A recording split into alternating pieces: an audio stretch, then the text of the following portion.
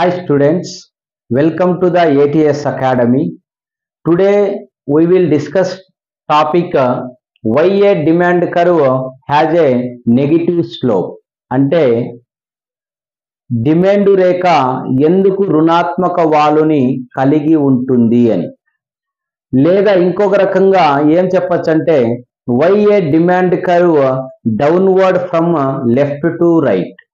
అంటే డిమాండ్ రేఖ ఎడమ నుండి కుడికి క్రిందికి వాలడానికి గల కారణాలు ఏమిటి అని, లేదా ఎందుకు అని మన క్వశ్చన్ అడిగితే, generally the demand curve slope downward from left to right due to inverse relation between price and the quantity demand. అంటే సాధారణంగా డిమాండ్ రేఖ అనేది ఎడమ నుండి కుడికి క్రిందికి వాలి ఉంటుంది. ఎందుకంటే ధరకి మరియు ఆ వస్తువు యొక్క డిమాండ్కి, ఒక వస్తువు యొక్క ధరకి మరియు ఆ వస్తువు డిమాండ్ ఏం సంబంధం కలిగి ఉంటుందంటే ఇన్వర్స్ రిలేషన్షిప్ అంటాం. ఇన్వర్స్ అంటే నెగటివ్ రిలేషన్షిప్ కలిగి ఉంటుంది.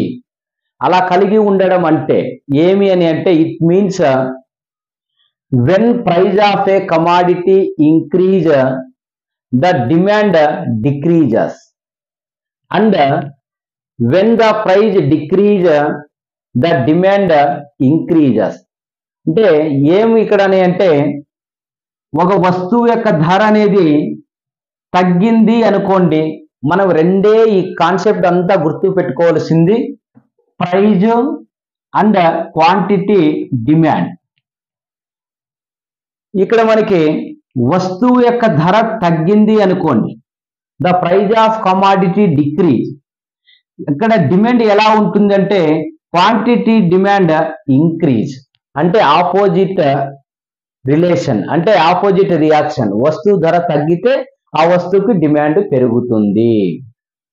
అదేవిధంగా వస్తువుకి ధర గన పెరిగింది అనుకోండి, ఆ వస్తువుకి క్వాంటిటీ డిమాండ్ అనేది తగ్గిపోతుంది. అంటే వస్తువు ధర తక్కువ ఉన్నప్పుడు ఎక్కువ డిమాండ్ చేస్తారు. అదే ధరకి ఎక్కువ పెరిగినట్లయితే వస్తువులకి డిమాండ్ అనేది తగ్గిపోతుంది. రెండు ఆపోజిట్. ఎందుకు అలా జరుగుతుంది అని అంటే, డిమాండ్ రేఖ కూడా ఎలా ఉంది ఇక్కడ అంటే, ఈ రేఖ మనకి డిమాండ్ రేఖ అంటాం. ఎడమ నుండి కుడికి క్రిందికి వాలి ఉంటుంది. ఇక్కడ ఏం చెప్పాం మనం, ధర తగ్గినప్పుడు డిమాండ్ ఎక్కువ ఉంది. ఇక్కడ చూడండి, 1 రూపీ అనేది ధర ఉన్నప్పుడు డిమాండ్ అనేది 50 ఉంది. ఇది క్వాంటిటీ డిమాండ్ తీసుకున్నాం, ఎక్స్ అక్షం పైన, వై అక్షం పైన ప్రైస్ తీసుకున్నాం. 1 రూపీ ఉన్నప్పుడు 50 యూనిట్ల డిమాండ్ ఉంది, క్వాంటిటీ డిమాండ్. అదే 5 రూపాయలు ఉన్నప్పుడు 10 యూనిట్స్ ఉంది. అంటే ధర ఎక్కువ ఉన్నప్పుడు డిమాండ్ తక్కువగా ఉంది, ధర తక్కువగా ఉన్నప్పుడు డిమాండ్ అనేది ఎక్కువగా కలిగి ఉండడం అనేది జరిగింది. ఇదే ఆపోజిట్ రియాక్షన్. అందుకే డిమాండ్ రేఖ ఎడమ నుండి కుడికి క్రిందికి వాలి ఉంది. So what is the reason why the demand curve negative slope or downward from left to right means some reasons are there, that 5 reasons. First one, old and new buyers. అంటే పాత మరియు కొత్త కొనుగోలుదారులు అంటారు.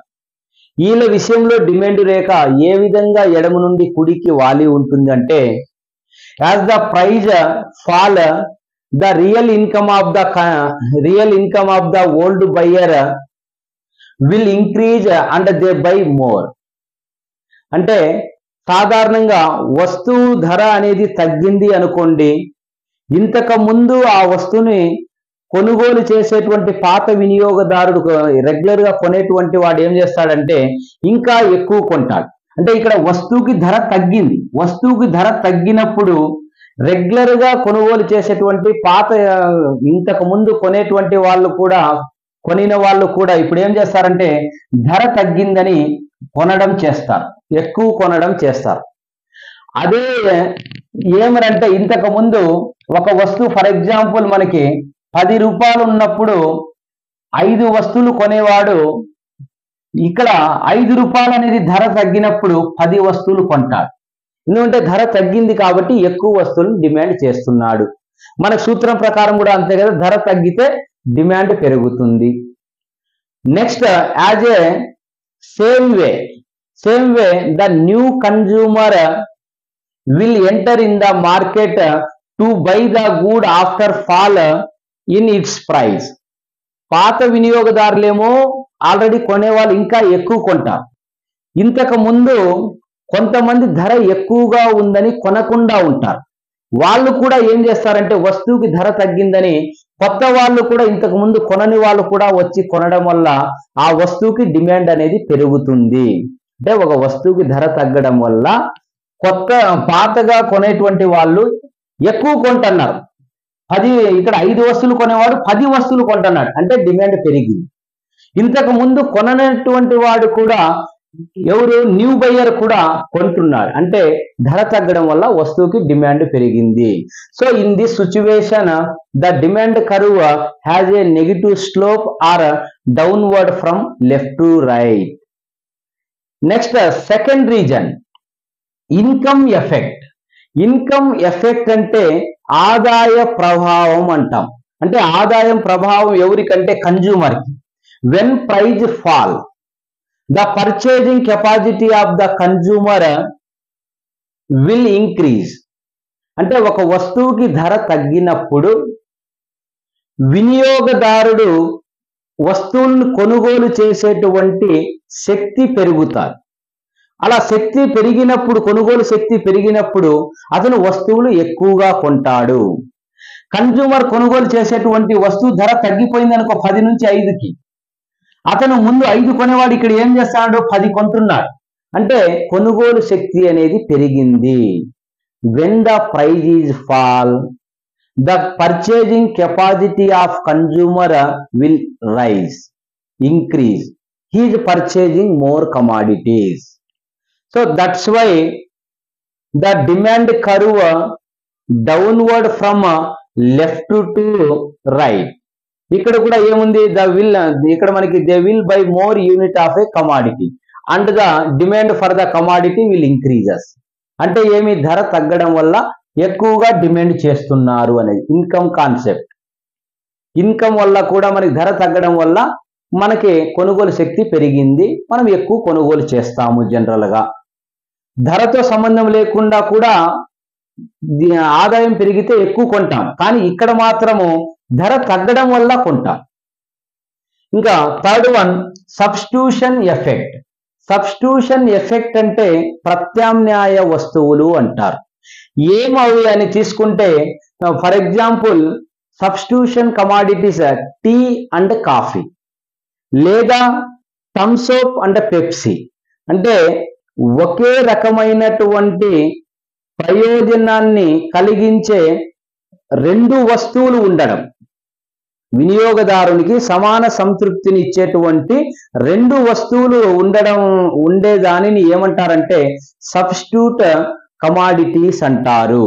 ఈ వస్తువుల విషయంలో డిమాండ్ అనేది ఎలా ఉంటుంది అంటే when the price of a commodity fall, అంటే వస్తువుకి ధర తగ్గినప్పుడు it becomes cheaper when compared to other substitutes. అంటే ఎలా కొంటారంటే 2 వస్తువులు మనకి టీ అండ్ కాఫీ అనుకోండి. ఇక్కడ టీ అండ్ కాఫీ అన్నప్పుడు ఒక వస్తువు ధర ఏమో స్థిరంగానే ఉంటుంది, ఏది కాఫీ ధర అనేది స్థిరంగానే ఉంటుంది, టీకి మాత్రం ధర తగ్గింటారు.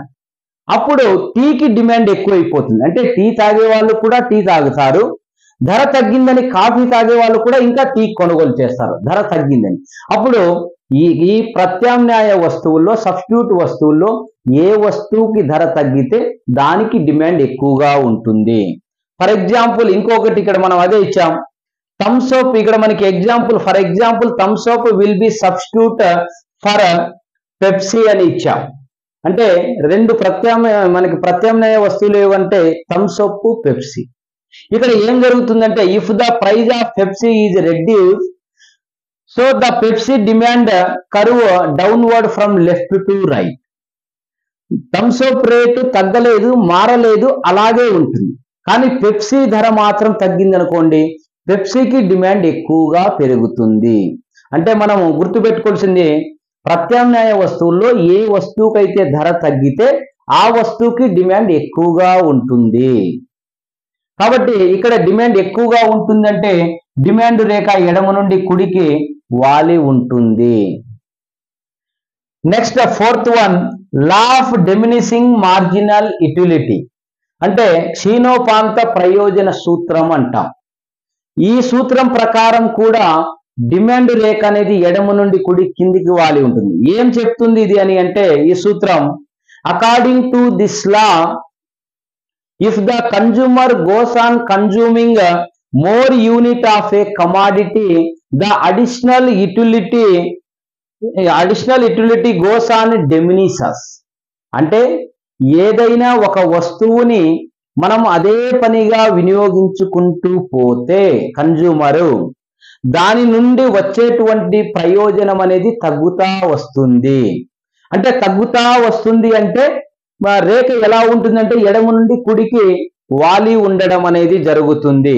అడిషనల్ ఎప్పుడు పర్చేజ్ చేస్తాం మనం ఆ వస్తువుని అంటే, ఇక్కడ మనకి the consumer preference to buy additional quantity only at a lower price. అంటే ఈ అదనంగా మనకి వస్తువులు ప్రయోజనాన్ని తక్కువ ఉంటే ఎప్పుడు అడిషనల్ యుటిలిటీని కొంటామంటే, ధర తగ్గిందనుకోండి అడిషనల్ గా కొనడం అనేది జరుగుతుంది. అప్పుడు ఆ వస్తువుకు డిమాండ్ అనేది పెరగడం జరుగుతుంది. అదే లా ఆఫ్ డిమినిషింగ్ అని చెప్పచ్చు. అడిషనల్ మనకి ఎప్పుడు తక్కువ ధర ఉంటే అప్పుడు ఎక్కువ కొనుగోలు చేస్తాం. ఎలా అంటే, ఫర్ ఎగ్జాంపుల్, మీరు ఒక డజన్ బనానా కొనాలని వెళ్తారు షాప్కి. కానీ అక్కడ అతను ఏం చెప్తాడంటే, ఒక డజన్ వచ్చి 60 రూపీస్, 2 డజన్ తీసుకుంటే 50 రూపీస్ అంటారు. అప్పుడు మీరు ఏం చేస్తారంటే, 2వ డజన్ 40 రూపీస్ అని మీరు కొనాల్సింది ఒక డజనే, కానీ ఇంకొక డజన్ కొంటే 100కే ఇస్తున్నాడని 2 డజన్లు కొంటున్నాం. అంటే ధర తగ్గుతుందని అడిషనల్ గా కొనేటువంటి కమాడిటీస్ కి మనం డిమాండ్ చేస్తున్నాం. కాబట్టి ఈ విధంగా లా ఆఫ్ డిమినిషింగ్ ప్రకారము అదనపు వస్తువుల్ని ధర తగ్గినప్పుడు ఎక్కువ కొంటాము. అప్పుడు కూడా డిమాండ్ రేఖ ఎడమ నుండి కుడికి క్రిందికి వాలి ఉంటుంది. Last one, multiple uses of a commodity. Multiple uses of a commodity అంటే వస్తువుకి అనేక ఉపయోగాలు ఉండడం. కొన్ని వస్తువులు అనేక ఉపయోగాలు కలిగి ఉంటాయి. ఈ వస్తువుల విషయంలో తీసుకుంటే, many goods have multiple uses like milk, coal and electricity. అంటే ఒకే వస్తువు అనేక ఉపయోగాలు కలిగి ఉన్నటువంటి వస్తువులు ఉదాహరణ తీసుకుంటే, మనకి మిల్క్ పాలు, తర్వాత కోల్ అంటే బొగ్గు, మరియు ఎలక్ట్రిసిటీ విద్యుత్ శక్తి. ఈ వస్తువులు ఉదాహరణ తీసుకుంటే అనేక ఉపయోగాలు ఉంటాయి. ఇప్పుడు మిల్క్ అనుకోండి, మిల్క్ ద్వారా అనేక రకాలుగా మనం టీ తాగొచ్చు, మిల్క్ తీసుకోవచ్చు, తర్వాత స్వీట్ లో వాడచ్చు, ఇలా మజ్జిగ చేసుకోవచ్చు. ఇలా రకరకాలుగా ఉపయోగాలు ఉన్నప్పుడు ధర అనేది తగ్గిందనుకోండి మనం మిల్క్ అనేది ఎక్కువ కొంటాం. అదేవిధంగా ఎలక్ట్రిసిటీ అనుకోండి, ఎలక్ట్రిసిటీ బిల్లు తక్కువ, ఒక యూనిట్ కి చాలా తక్కువ చేశారనుకోండి, మనం ఏం చేస్తామంటే ఎక్కువగా వినియోగించడం అనేది చేస్తాము. అందుకోసము ఈ వస్తువుల విషయంలో ఎలా ఉంటుందంటే, the multiple uses of a commodity price are decreasing, the consumer using more. So that's why the demand curve downward from left to right. ఈ వీడియో మీకు బాగా అర్థమైనట్లయితే, కొత్తగా చూస్తున్న వాళ్ళైతే సబ్స్క్రైబ్ చేయండి.